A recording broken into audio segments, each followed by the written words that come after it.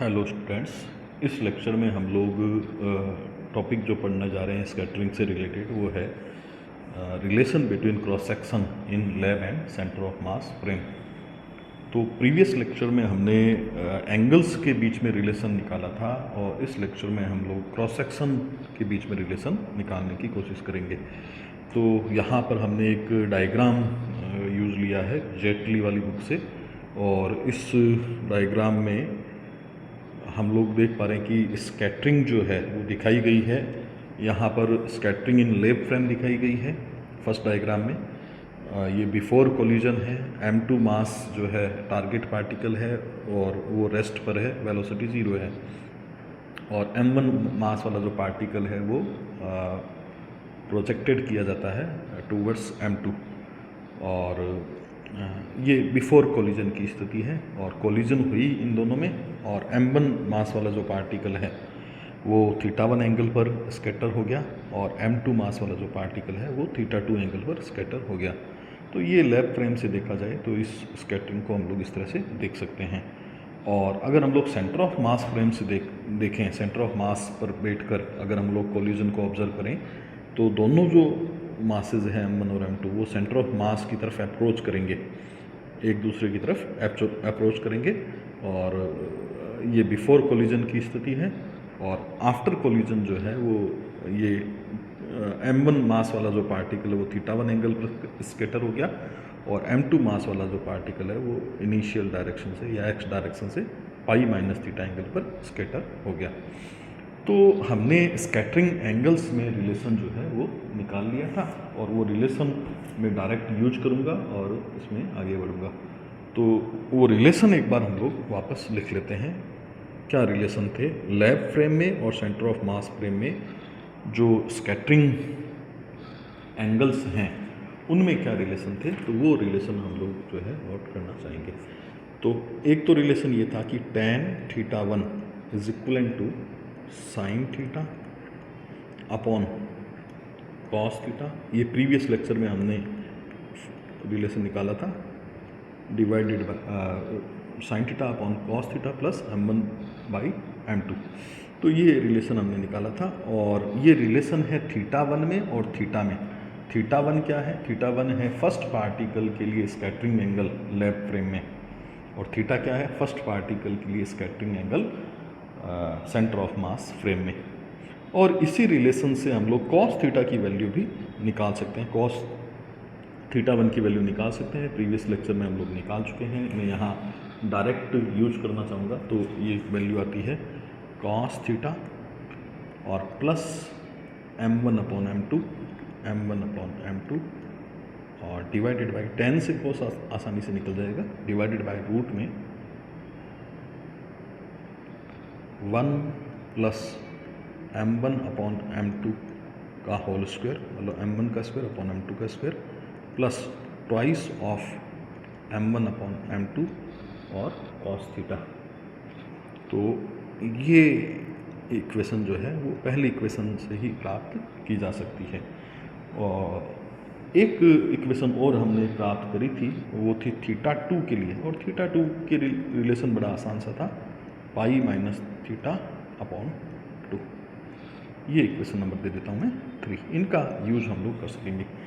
वापस चर्चा कर लेते हैं कि θ2 क्या था। θ2 था सेकंड पार्टिकल के लिए angle of scattering, second particle के लिए एंगल ऑफ स्कैटरिंग था, और कौन से फ्रेम में था? लैब फ्रेम में था। और थीटा तो वही है सेंटर ऑफ मास फ्रेम में फर्स्ट पार्टिकल के लिए स्कैटरिंग एंगल है। अब हम लोग चर्चा करेंगे कि क्रॉस सेक्शंस में क्या रिलेशन प्राप्त होता है। तो चलिए, क्रॉस सेक्शन में रिलेशन प्राप्त करने के लिए हम लोग सबसे पहले ये लिखेंगे कि जो डी सिग्मा जो एरिया है जिसमें पार्टिकल एंटर करने वाले हैं, हम लोग इसको डिफाइन कर चुके हैं, फर्स्ट लेक्चर में ही डिफाइन किया था। तो वो जो डी सिग्मा एरिया है जिसमें पार्टिकल्स एंटर करेंगे, वो एरिया दोनों फ्रेम्स के लिए सेम है, लैब फ्रेम के लिए भी सेम है और सेंटर ऑफ मास फ्रेम के लिए भी सेम है। तो मैं यहाँ पर लिखूँगा डी सिग्मा θ1 और φ1 is equal to D sigma, और यहाँ मैं लिखूँगा थीटा और फाई। तो ये एक्चुअली जो है वो लैब फ्रेम के कोऑर्डिनेट्स हैं, और ये जो है सेंटर ऑफ मास फ्रेम के कोऑर्डिनेट्स हैं। तो दोनों फ्रेम में ये जो डी सिग्मा जो एरिया होता है वो इक्वल होता है। तो यहाँ से हम लोग शुरुआत करेंगे। अब हम लोग क्या करेंगे कि इसमें डिवाइड कर देंगे डी ओमेगा का, और मल्टीप्लाई भी कर देंगे डी ओमेगा की।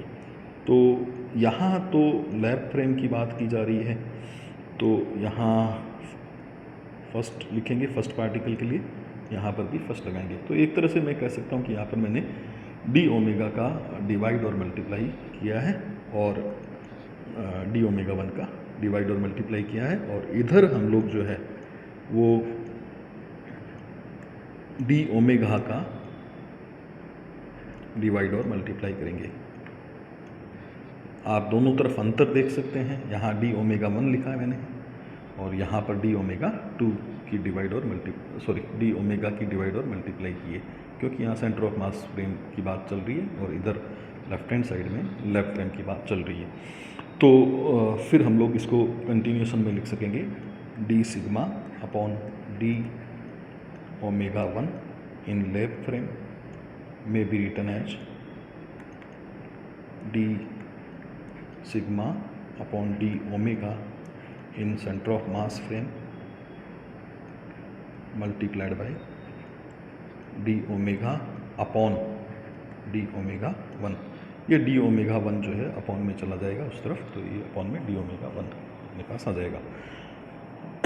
अब अपने इन दोनों की वैल्यू पुट कर देते हैं, डी ओमेगा की वैल्यू पुट कर देते हैं, डी ओमेगा 1 की भी वैल्यू पुट कर देते हैं। तो देखिए क्या लिखा जा सकेगा। तो डी ओमेगा की जो वैल्यू है वो तो हो जाएगी साइन थीटा, डी थीटा और डी फाई, और डी ओमेगा 1 की वैल्यू हो जाएगी साइन थीटा 1, डी थीटा 1 और डी फाई 1। तो ये वैल्यूज़ हम लोग ये पुट कर देने हैं, है ना, putting these values, putting these values. तो ये वैल्यू पुट कर दें में, तो अपने पास आ जाएगा D sigma upon D omega for lab frame is equal to D sigma upon D omega for centre of mass frame, और ये वैल्यू पुट करें मल्टीप्लाइड बाय, यहाँ तो ऊपर तो आएगा देखो sine theta, D theta, D phi, और नीचे अपने पास आ जाएगा साइन थीटा 1, डी थीटा 1 और D phi 1। Actually D phi 1 और डी फाई ये सेम ही होते हैं, चाहे सेंटर ऑफ मास फ्रेम हो चाहे लैब फ्रेम हो।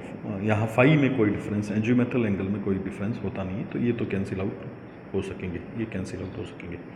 तो ये अपने पास आ जाएगा D sigma upon D omega in centre of mass frame multiplied by, अब थोड़ा ध्यान दें, साइन थीटा डी थीटा को लिखा जा सकता है D of cos theta. Cos theta का जो डिफ्रेंशिएशन है वो minus sign theta D theta है, माइनस ऊपर नीचे कैंसिल आउट होने वाले हैं। तो साइन थीटा डी थीटा को डी ऑफ कॉस थीटा लिख दिया, और साइन थीटा 1 डी थीटा 1 को मैंने लिख दिया डी ऑफ कॉस थीटा 1, और इधर आपके चल रहा है D sigma upon D omega in lab frame L frame.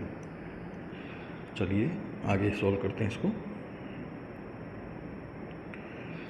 अब ये जो वैल्यू है, ये वैल्यू हम लोग निकाल सकते हैं D cos theta upon D cos theta 1। इसकी वैल्यू हम लोग इक्वेशन 2 का डिफ्रेंशिएशन करके निकाल सकते हैं। ये रही आपके पास इक्वेशन नंबर 2। इस इक्वेशन का, इस कॉस थीटा 1, इसका हम लोग डिफ्रेंशिएशन करने के बाद D cos theta 1 upon D cos theta निकाल सकेंगे। ये मैथमेटिकल वर्क आप इजीली कर सकते हैं, तो मैं सीधा रिजल्ट यूज करूँगा।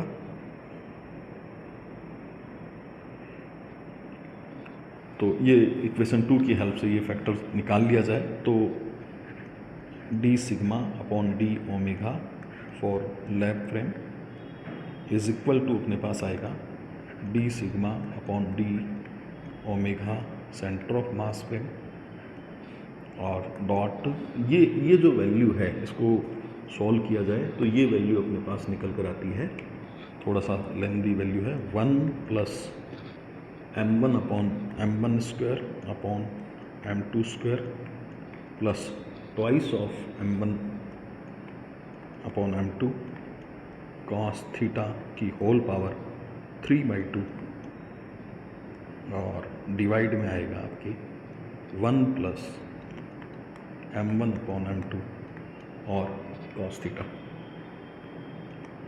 तो ये इक्वेशन 2 से इस फैक्टर की वैल्यू निकाल कर लेकर आए तो ये अपने पास आ गया। ये रिलेशन बनता है, ये रिलेशन बनता है, इसको मैं हाईलाइट कर देता हूँ इस तरह से, बॉक्स में बंद कर देते हैं। डिफरेंशियल क्रॉस सेक्शन, ये डिफरेंशियल क्रॉस सेक्शन को रिप्रेजेंट करता है लैब फ्रेम और differential cross section in centre of mass frame. तो ये इन दोनों में रिलेशन आ गया, लैब फ्रेम में और सेंटर ऑफ मास फ्रेम में डिफरेंशियल क्रॉस सेक्शंस में ये रिलेशन निकल कर आ जाता है। अब इस रिलेशन को थोड़ा सा और स्टडी करना चाहेंगे और कुछ स्पेशल कंडीशंस के लिए हम लोग स्टडी करना चाहेंगे, तो वो नोट के रूप में हम लोग लिख लेते हैं। नोट फर्स्ट कि अगर m1 बहुत ही छोटा हो m2 से, मतलब कि m2 का मास ज़्यादा है, टारगेट पार्टिकल हैवी पार्टिकल है, स्टेशनरी तो है ही, हैवी और है, और m1 हल्का पार्टिकल उस पर प्रोजेक्टेड किया जाता है। जैसे गोल्ड न्यूक्लियस पे रदरफोर्ड स्कैटरिंग में हम लोग देखते हैं कि गोल्ड न्यूक्लियस पे अल्फा पार्टिकल का बॉम्बार्डमेंट किया जाता है। तो m2 काफ़ी हैवी हो, m1 छोटा हो, तो m1 upon m2 tends to हो जाएगा 0, m1 upon m2 tends to 0 हो जाएगा। अगर m1 upon m2 tends to 0 हो जाए तो आप इसी इक्वेशन को देखिए, ऊपर वाली इक्वेशन को, और यहाँ देखिए m1 अपॉन m2 जो है 0 रख दें, यहाँ पर भी 0 रख दें, m1 अपॉन m2 यहाँ पर भी 0 रख दें, तो ये पूरा का पूरा जो फैक्टर है वो 1 बन जाएगा। 1 बन जाएगा तो इसका मतलब क्या लिख सकेंगे, इसका मतलब हम लोग लिख सकेंगे कि लैब फ्रेम में और सेंटर ऑफ मास फ्रेम में डिफरेंशियल क्रॉस सेक्शन इक्वल हो जाएंगे। तो मल्टीप्लाई वाला सारा फैक्टर जो है वो 1 बन जाएगा। तो मैं लिख सकूँगा D sigma upon D omega in lab frame is just equal to D sigma upon D omega in centre of mass frame. कब ये दोनों बराबर होंगे? जब m2 काफ़ी हैवी हो, टारगेट पार्टिकल काफ़ी हैवी हो, तो दोनों फ्रेम्स में डिफरेंशियल क्रॉस सेक्शन सेम रहेगा। ये नोट फर्स्ट हमने किया। नोट सेकंड के रूप में हम लोग देखेंगे कि अगर m1 और m2 बराबर हो, इफ़ m1 और m2 आर सेम, तो सेम हो तो उस कंडीशन में m1 अपॉन m2 1 रखा जा सकेगा। m1 अपॉन m2 1 रख कर इस इक्वेशन को वापस सॉल्व कर सकते हैं। ये जो इक्वेशन है इसमें m1 अपॉन m2 को 1 रख कर आप सॉल्व कर सकते हैं। इसको सॉल्व करने पर हम लोग जो रिलेशन प्राप्त करेंगे, पूरा का पूरा जो फैक्टर है वो प्राप्त हो जाएगा 4 इंटू कॉस थीटा बाई 2। ये आसानी से ट्रिग्नोमेट्री की हेल्प से हम लोग सॉल्व कर सकते हैं। तो ये रिलेशन आता है D sigma upon D omega in lab frame is equal to 4 cos theta by 2, 4 cos theta by 2 और D sigma upon D omega in centre of mass frame. तो ये मल्टीपल 4 कॉस थीटा बाई 2 ये multiple आ जाता है कब? जब m1 और m2 equal हो। चलिए, तो ये सारा जो डिस्कशन अभी तक हमने किया है वो फर्स्ट पार्टिकल के लिए किया है। अगर हम लोग सेकंड पार्टिकल की बात करें, फॉर सेकंड पार्टिकल, तो कुछ इसी तरह का रिलेशन जो है हम लोग निकाल सकते हैं। और उस रिलेशन को निकालने के लिए हम लोग इस कंसेप्ट का यूज़ करेंगे कि थीटा 2 जो था हमारा वो था पाई माइनस थीटा बाई 2।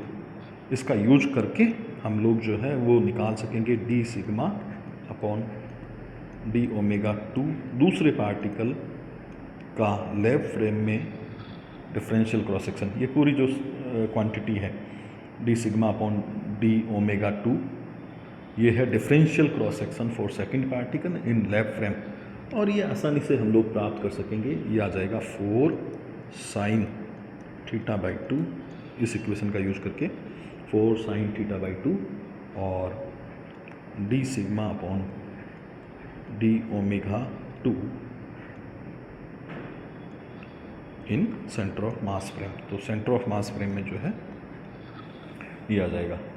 ये रिलेशन है सेंटर ऑफ मास और लैब फ्रेम में जो डिफरेंशियल क्रॉस सेक्शन है सेकंड पार्टिकल के लिए, वो सेकंड पार्टिकल के लिए रिलेशन है। और ऊपर जो थोड़ी देर पहले ही हमने निकाला वो फर्स्ट पार्टिकल के लिए है। ये जो रिलेशन ऊपर निकाला है यहाँ पर, ये फर्स्ट पार्टिकल के लिए रिलेशन निकल कर आता है। चाहे तो आप यहाँ पर डी ओमेगा 1 जो है यूज कर सकते हैं, ऊपर भी डी ओमेगा 1 यहाँ पर सभी जगह यूज कर सकते हैं, जहाँ एल फ्रेम है वहाँ डी ओमेगा 1 यूज किया जा सकता है। तो और लास्ट एक नोट और यहाँ पर हम लोग लिखेंगे, नोट 3 में हम लोग ये बताना चाहेंगे वापस से कि अगर M1 और M2 सेम होते, M1 is equal to M2, M1 और M2 सेम हैं तो tan थीटा वन किसके बराबर था? tan थीटा 1 था sign theta upon cos theta, sign theta upon cos theta,